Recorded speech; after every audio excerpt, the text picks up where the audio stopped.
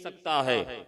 आपकी 50 ग्राम की जबान तो बहुत बड़ी चीज है, इसलिए अपना मुहासबा कीजिए, सोचिए। आला हजरत इमाम इश्क मोहब्बत इमाम अहमद रजा खान फाजिल बरेलवी रहमतुल्लाह अलैह यूं लिखते हैं कि सूना जंगल रात अंधेरी छाई बदली काली है। सूना जंगल रात अंधेरी छाई बदली काली है। सोने वालों जागते रहियो, चोरों की रखवाली है। और आंख से काजल साफ चुरा लें, या वो चोर बला के हैं। आंख से काजल साफ चुरा लें, या वो चोर बला के हैं। अरे तेरी गठरी ताकी है और तेरी नींद निराली है। तेरी गठरी ताकी है और तेरी नींद निराली है। हजरात, रात का तकरीबन 12:15 बज चुका है। अभी पूरा जलसा आपका भी बाकी है, पूरा जलसा बाकी है। मैं वक्त की नजाकत को बहुत अच्छे से महसूस करता हूं। मैंने जिस आयत मुकद्दसा की तिलावत का शर्फ हासिल किया, अल्लाह तबारक व तआला कुरान अजीम में इरशाद फरमाता है, या अय्युहल्लज़ीना आमनुत्तकुल्लाह वक़ूलू क़ौलन सदीदा। ऐ ईमान वालो, अल्लाह से डरो।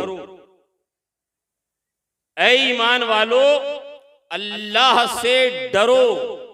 और जब भी कलाम करो, गुफ्तगू करो, बातचीत करो, सीधी सीधी करो, लगी लिपटी ना करो, इधर उधर की ना करो।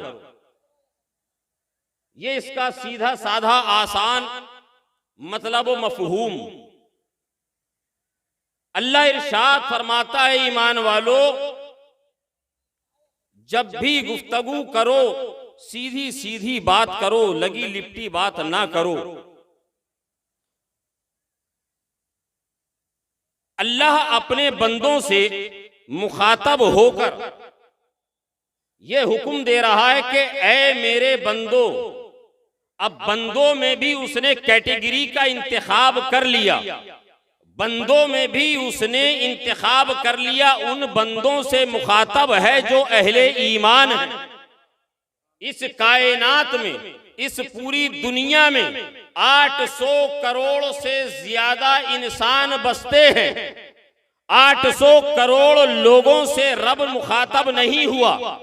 इस कायनात में सैकड़ों मज़ाहिब और धर्मों के मानने वाले लोग हैं। अल्लाह तबारक व तआला ने उनसे मुखातब होकर नहीं फरमाया। इस कायनात में एक धर्म है मुसलमान। इस कायनात में तमाम मज़ाहिब के दरमियान में एक मजहब, एक धर्म है इस्लाम। उसके मानने वाले, उसमें बेशुमार फिरकों के लोग हैं, बेशुमार अकीदों के लोग हैं। अल्लाह तबारक व तआला ने उनसे भी मुखातब होकर ये नहीं फरमाया, बल्कि रब ने फरमाया अहले ईमान से। रब ने कलाम किया अहले ईमान से। रब ने ताकीद की अहले ईमान से। याद रखिएगा मुसलमानों, जमुआ के गयूर मुसलमानों, कलमा पढ़ना और है और अहले ईमान होना और है। कलमा पढ़ना और है, अहले ईमान होना और है।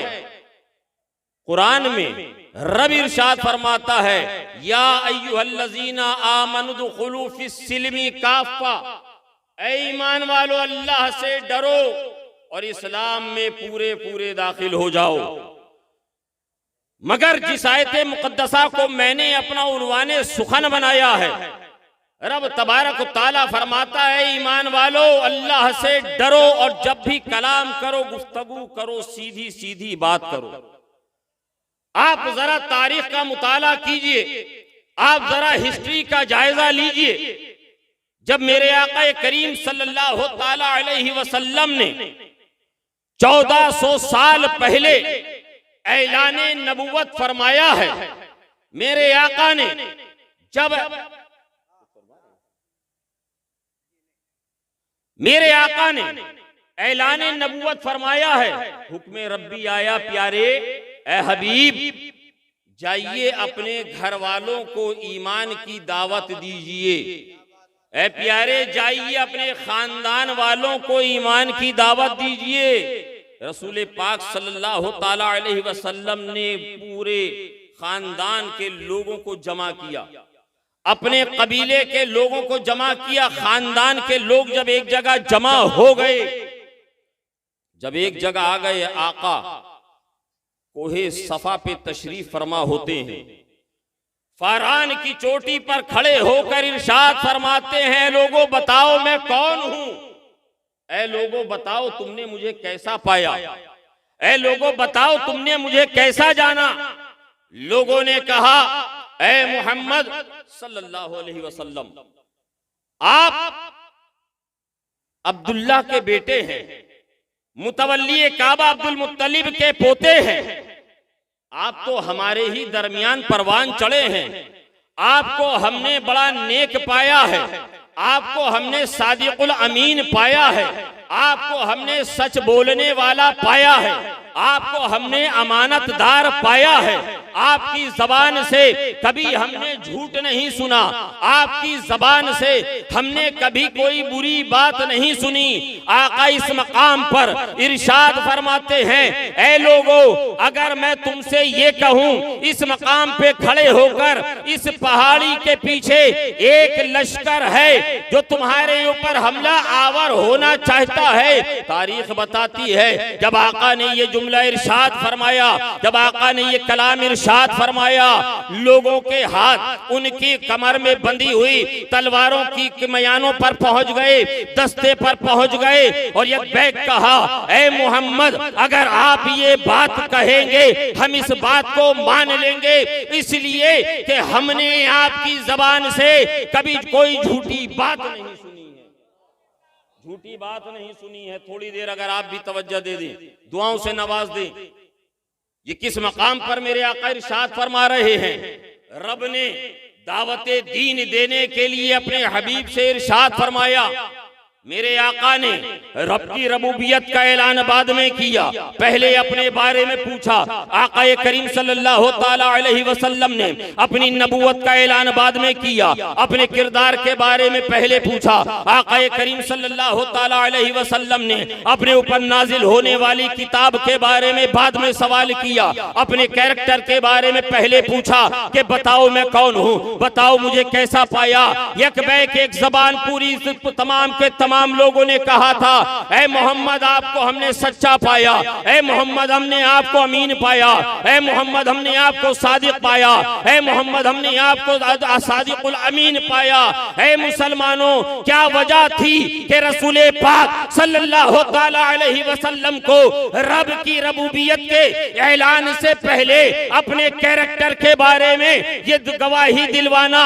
क्या वजह थी कि रसूल पाक सल्लल्लाहु ताला अलैहि वसल्लम ने अपनी नबूवत का ऐलान बाद में किया, अपने कैरेक्टर के बारे में पहले सवाल किया?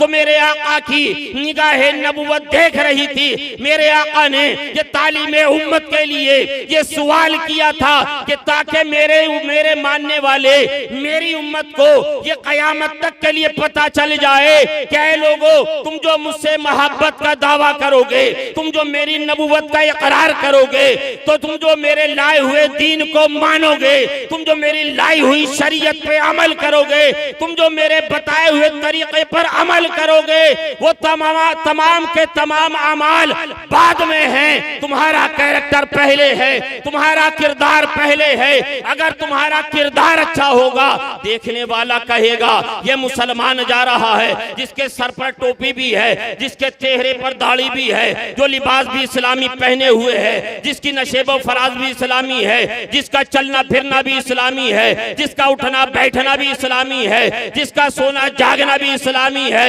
यही वजह है 800 साल पहले, 1000 साल पहले इस्लाम जब भारत में आया है, सरकारे गरीब नवाज आए हैं, हमने उलमा से सुना है, अकाबिरीन ने बताया है। 800 साल पहले जब मेरे गरीब नवाज ने अजमेर मोहल्ला से दिल्ली का सफर किया है, कोई इज्तिमा नहीं किया था, कोई तकरीर तकरीर नहीं की थी, कोई लोगों को समझाया नहीं था, कोई जमात लेके नहीं निकले थे। मेरे गरीब नवाज ने एक सफर अजमेर से दिल्ली का किया था। तारीख बताती है 90 लाख लोगों को कलमा पढ़ा दिया, 90 लाख लोगों को ईमान की दौलत अता कर दी। क्या वजह थी? क्या वजह थी? क्या वजह थी? पहले हमारे बुजुर्गों ने इस्लाम बताया नहीं, बल्कि अपने किरदार, अपने कैरेक्टर में इस्लाम को दिखाया। जिधर से निकले छाते चले गए, जिधर से गुजरे छाते चले गए। आज 20, 22, 25 करोड़ की तादाद होने के बावजूद आपकी क्या हालत है, ये मैं आपको क्या बताऊंगा। नकीब आज़म हिंदुस्तान हजरत हलचल सिवानी साहब आपको क्या बताएंगे, आप सब जानते हैं। कोई छुपी हुई बात नहीं है। इसलिए आज हमारे हालात इसलिए अबतर से अबतर होते जा रहे हैं कि हमारा नाम तो इस्लामी है मगर हमारा किरदार मुसलमानों वाला नहीं है। हमारा शनाख्ती कार्ड में, राशन कार्ड में, आईडी में हमारा नाम मुसलमानों वाला है मगर हमारा कैरेक्टर और किरदार मुसलमानों वाला नहीं है। इसलिए हम जहां जा रहे हैं वहीं से लताड़े जा रहे हैं, वहीं मारे जा रहे हैं। रसूल पाक सल्लल्लाहु ताला अलैहि वसल्लम के दीवानों, रसूल पाक सल्लल्लाहु ताला अलैहि वसल्लम इरशाद फरमाते हैं, ऐ लोगों, तुम मुझे 2 चीजों की जमानत दे दो, मैं तुम्हें जन्नत की बिशारत देता हूं। तुम मुझे 2 चीजों की जमानत दे दो, मैं तुम्हें जन्नत की बिशारत देता हूं। गुलामों ने अर्ज किया, या रसूल अल्लाह फिदा का भी व उम्मी, ए आका हमारे माँ बाप आप पर कुर्बान। आका इरशाद फरमाइए, रसूल पाक सल्लल्लाहु ताला अलैहि वसल्लम ने इरशाद फरमाया, एक अपनी जबान, क्या एक अपनी, अल्लाह ने अगर जिसको दी हो वो हिला सकता है, जिनको अल्लाह ने दी हो हिला के बता सकता है। एक अपनी जबान और दूसरी दोनों टांगों के दरमियान अपनी शर्मगाह। ये छटाक भर जबान, 50, 60, 100 ग्राम का गोश्त का लोथड़ा, इसका हमारी जिंदगी में इतना अमलो दखल है कि इसी जबान की वजह से हम अपनों को पराया और पराये को अपना बना लेते हैं। अपने को पराया और पराये को अपना बना लेते हैं। रसूल पाक सल्लल्लाहु ताला अलैहि वसल्लम ने इरशाद फरमाया, आज पूरी दुनिया बेचैनी और इस्तिराब के माहौल में जिंदगी गुजार रही है। हर कोई ये चाहता है कि हम सुकून से रहे, सब चाहते हैं अमन से रहे, सब चाहते हैं कि तरक्की करते रहे, सब चाहते हैं कि हम बिल्कुल पुरित्मीनान जिंदगी गुजारें, हमारे बच्चे, हमारी आने वाली नस्लें इत्मीनान भरी जिंदगी गुजारें, पुरअमन जिंदगी गुजारें। क्या आप चाहते हैं? क्या आप में से कोई चाहता है कि इत्मीनान भरी और पुरअमन जिंदगी गुजारे? कह दीजिए सुभान अल्लाह। आका इरशाद फरमाते हैं, सिर्फ एक पैगाम, रसूल पाक सल्लल्लाहु ताला अलैहि वसल्लम का एक पैगाम, एक फरमान, अगर इसके ऊपर पूरी दुनिया ने अमल कर लिया, इंशाअल्लाह तबारक व तआला नजमुद्दीन का ये ईमान कहता है, नजमुद्दीन पूरे डंके की चोट पर कहता है कि पूरी दुनिया में अमनो अमान का माहौल कायम हो जाए। सिर्फ एक फरमान पे मुस्तफा के अमल कर ले सल्लल्लाहु अलैहि वसल्लम। मेरे आका की सीरत पाक, वो मोहसिन इंसानियत पैगंबर आजम सल्लल्लाहु ताला अलैहि वसल्लम ने इरशाद फरमाया, एक मुसलमान, एक पड़ोसी दूसरे पड़ोसी के हक का ख्याल करे। क्या फरमाया? एक पड़ोसी दूसरे पड़ोसी के हक का ख्याल करे। आप जानते हैं पड़ोसी सिर्फ आपकी अगल बगल वाला ही नहीं होता है, आपके सामने वाला भी आपका पड़ोसी है। आपके पीछे वाला भी आपका पड़ोसी है, आपके दाएं मकान वाला भी आपका पड़ोसी है, आपके बाएं मकान वाला भी आपका पड़ोसी है।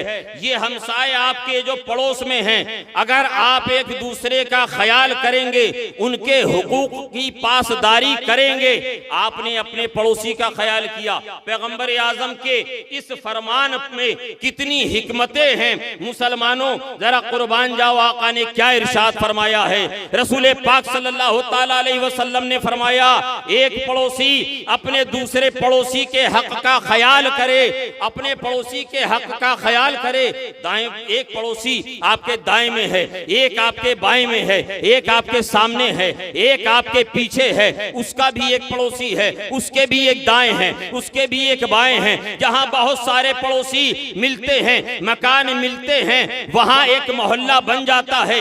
एक मोहल्ला दूसरे मोहल्ले का पड़ोसी है, दूसरा मोहल्ला तीसरे का पड़ोसी है, तीसरा मोहल्ला चौथे मोहल्ले का पड़ोसी है। इस तरह जहां बहुत सारे मोहल्ले मिल जाते हैं, एक करिया बन जाता है, एक गांव बन जाता है, एक गांव बन जाता है। एक गांव दूसरे गांव का पड़ोसी है, एक गांव दूसरे गांव का पड़ोसी है, दूसरा गांव तीसरे गांव का पड़ोसी है। जब बहुत सारे गांव मिलते हैं, एक जिला बन जाता है, एक शहर बन जाता है। एक शहर दूसरे शहर का पड़ोसी है, एक शहर दूसरे शहर का पड़ोसी है। जब बहुत सारे शहर मिल जाते हैं, एक स्टेट बन जाता है। ऐसे ही एक स्टेट दूसरे स्टेट का पड़ोसी है, दूसरा स्टेट तीसरे स्टेट का पड़ोसी है। जहां बहुत सारे स्टेट मिल जाते हैं, वहां एक मुल्क बन जाता है। एक मुल्क दूसरे मुल्क का पड़ोसी है, दूसरा तीसरे का पड़ोसी है। जहां बहुत सारे मुल्क मिल जाते हैं, वो एक बर्रे आजम बन जाता है। एक बर्रे आजम दूसरे बर्रे आजम का पड़ोसी है। अगर वो तमाम बर्रे आजम एक दूसरे के हक का ख्याल करे, एक दूसरे के पड़ोसी होने का हक अदा करे, तो मेरे आका के इस फरमान के मुताबिक पूरी दुनिया के अंदर अमन व अमान का गहवारा कायम हो जाएगा। तभी कहने वाले ने कहा था कि मोहम्मद से वफा तूने तो हम तेरे हैं, ये जहां चीज है क्या लोहो कलम,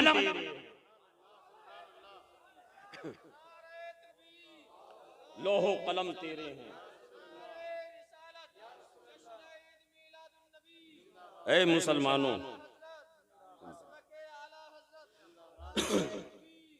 ऐ ईमान वालों, अल्लाह से डरो, अल्लाह से डरो। डरने का जो एक कायदा और एक सिस्टम है, आज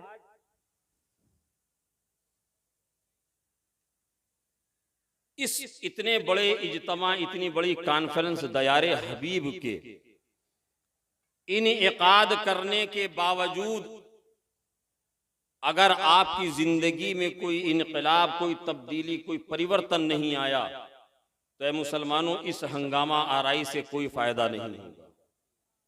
जलसों को एक मकसद के तहत सजाया जाता है। रब फरमाता है, ऐ ईमान वालों, अल्लाह से डरो, अल्लाह से डरो, और जब भी गुफ्तगू करो सीधी सीधी बात करो, जब भी बोलो सीधी सीधी बात बोलो। ये खशियत इलाही हजरत सैयदना शेख सादी शिराजी रहमतुल्लाह अलैह बयान करते हैं। ऐ मुसलमानों, गौसे आजम के दीवानों, जिस सरकार गौसे आजम रदी अल्लाह ताला अन्हु से तुम बेपनाह मोहब्बत करते हो, जो इश्क करते हो, वो तुम्हारे दादा पीर, वो तुम्हारे दादा पीर, उनका खशियत, उनकी खशियत और उनकी गिरिया बाजारी का अंदाजा करो। हजरत सैयदना शेख सादी शिराजी रहमतुल्लाह अलैह फरमाते हैं, खाने काबा में मैं तवाफ कर रहा था, खाने काबा का मैं तवाफ कर रहा था। तवाफ करते करते मेरी एक शख्स के ऊपर नजर पड़ी जो सजदे की हालत में है, हालते सजदा में है, और सजदे की हालत में गिरिया बाजारी कर रहा है, ज़ारो कतार रो रहा है।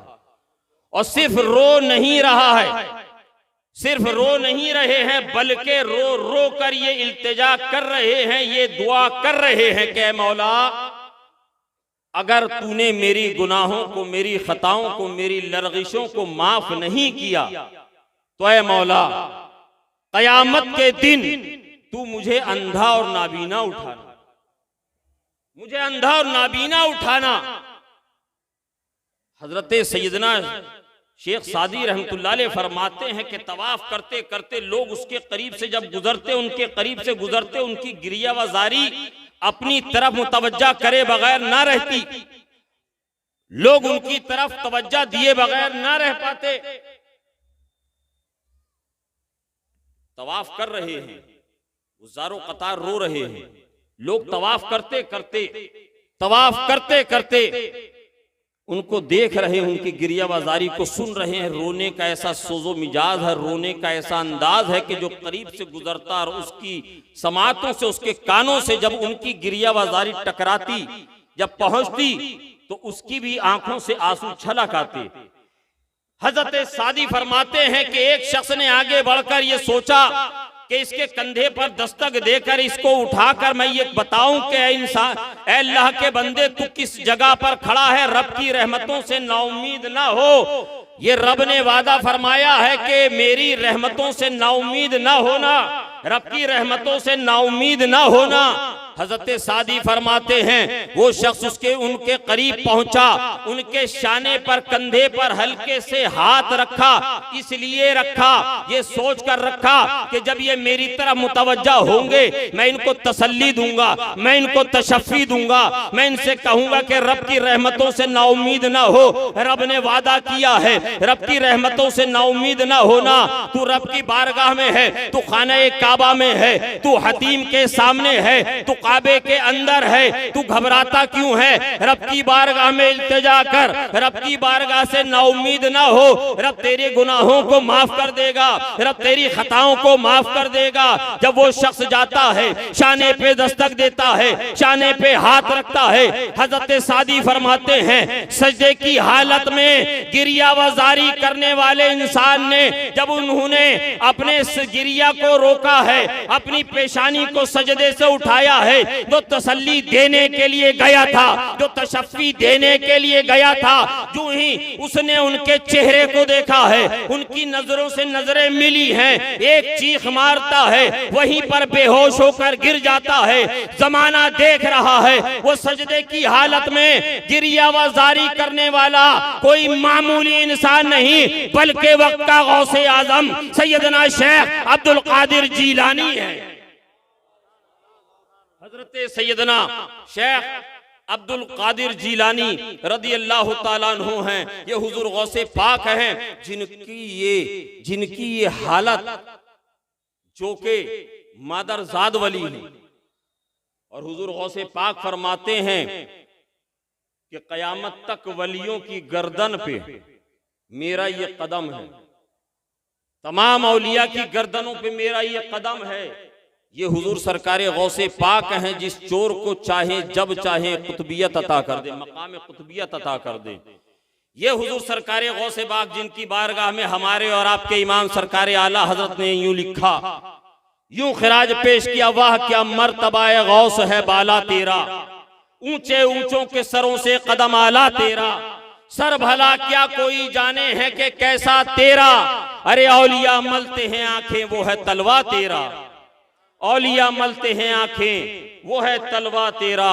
ऐ मुसलमानों, ऐ जमुआ के गयूर मुसलमानों, अपने अंदर तब्दीली लेकर आओ, अपने अंदर चेंजिंग लेकर आओ, अपने अंदर परिवर्तन लेकर आओ। इसलिए कि अगर आज भी तुमने अपने अंदर परिवर्तन नहीं लाया, अब भी तुम्हारे अंदर तब्दीली नहीं आई, तो याद रखना कि तुम्हारा हशर बहुत बुरा होने वाला है। फिर स्पेन की तारीख तुम भूल चुके हो, तुमने बर्मा की तारीख को भुला दिया है। इसलिए अपने ईमान की हिफाजत करो, अपने घर वालों के अकीदे और ईमान की हिफाजत के असबाब पैदा करो, मदारिस से मोहब्बत करो, उलमा की बारगाह में जानुए अदब तय करो।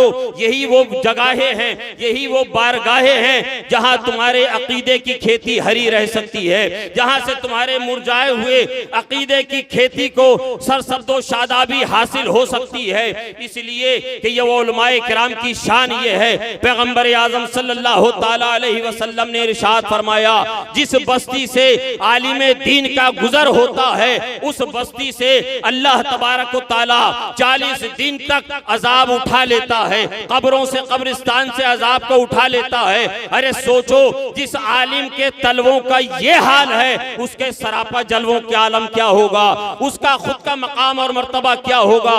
आक़ा करीम सल्लल्लाहु ताला अलैहि वसल्लम इरशाद फरमाते हैं, उलमा के लिए समंदरों की मछलियां समंदरों के अंदर दुआए मग़फ़िरत किया करती हैं। उलमा की शान ये है कि अल्लाह इनके वसीले से आसमान से बारिशें बरसाता है। मुसलमानों, उलमा की कदर करो, उलमा से मोहब्बत करो, उलमा की बारगाह में ज़ानुए अदब तय करो। इनकी बारगाह में ज़ानुए अदब तय करना इंशाअल्लाह तबारक व तआला तुम्हारे यहाँ भी काम आएगा और इंशाअल्लाह मैदान महशर में भी काम आएगा। मेरी तकरीर से ऐलान से पहले नक़ीब आज़म हिंदुस्तान ने ऐलान किया था कि अभी 3 तकरीरें और 3 के बराबर एक शायर हिंदुस्तान हजरत जनाब दिलबर शाही साहब बाकी हैं। इसलिए मुसलमानों, मैं बहुत कुछ बोलने के इरादे से आया था, पहली मर्तबा आपके दयारे मोहब्बत में आया, सोचा था, मगर वक्त की किल्लत होने की सबब और फेहरिस्त की तवालत होने की वजह से, इतनी तवील फेहरिस्त होने की वजह से आज ये फकीर कादरी आपसे यही बात कह के अपनी गुफ्तगू को तमाम करता है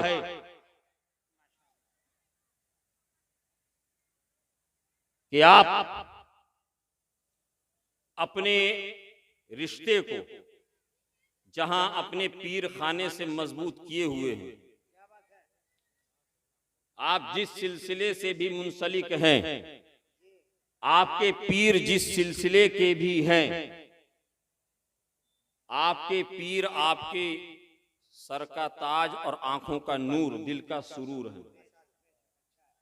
मगर इसका मतलब कतई ये मत निकालिएगा कि आपके पीर तो बहुत आला है। यकीनन हर मुरीद को ये सोचना चाहिए कि मेरा पीर बहुत आला है, ये फिक्र होनी चाहिए। मगर दूसरे को कमतर और हकीर कभी मत समझिएगा, उनकी तौहीन मत कीजिएगा, याद रखिएगा।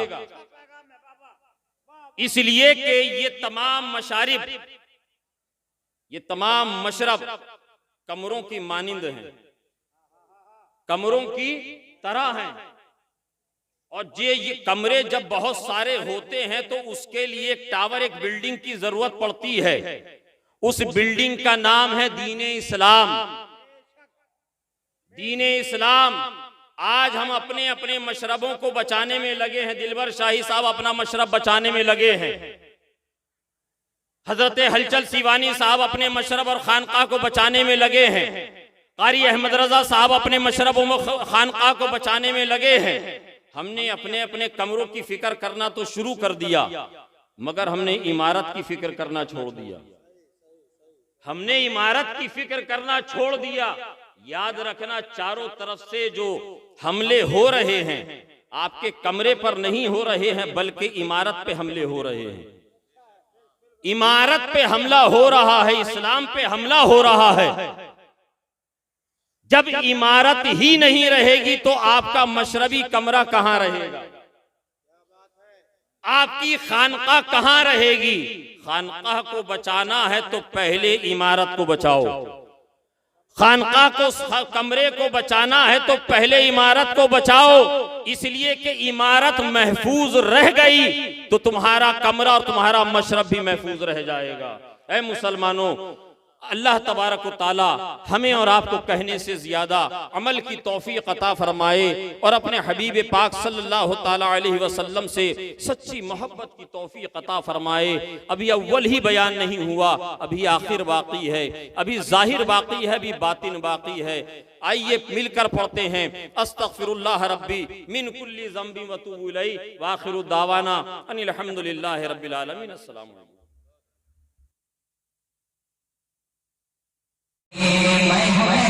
Bye.